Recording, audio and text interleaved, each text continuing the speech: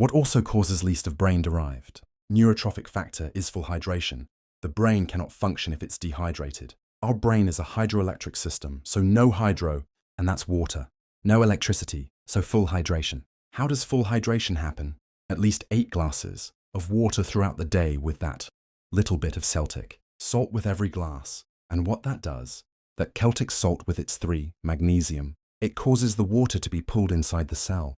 What also causes a release of brain-derived neurotrophic factor is early nights. What totally blocks a release of the brain-derived neurotrophic factor is eyes. You see, your eyes are an extension of your brain is eye, exposure to technology. And do you remember those hours? That computer, that television, has to be switched off before 9.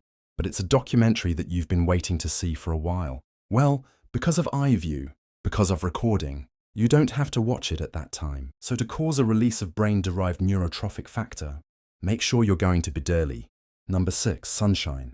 Your brain needs sunshine, and it gets sunshine through your eyes. So every day, ideally, have you noticed I'm actually going over the 8 laws of health? And that brings us to another one, and that is things that can inhibit the release is caffeine. The reason why sugar inhibits the release is because it overloads the brain with fuel, alcohol, also drugs, and the drugs specifically that I'm referring to are the mind-altering drugs, whether they be legal or illegal. And tobacco robs the brain of oxygen. So for various reasons and in various ways, all of these substances inhibit the body's ability to release brain-derived neurotrophic factor. Notice in this cell, now this cell here is in every brain cell. These energy cycles, notice how much energy we're getting with oxygen compared to a cell that doesn't get the oxygen. Very little energy.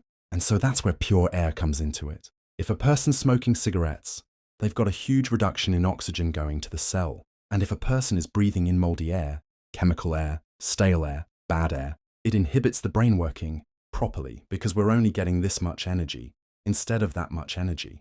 Isn't amazing how science is now showing that the 8 laws of health are stimulating a release of brain-derived neurotrophic factor?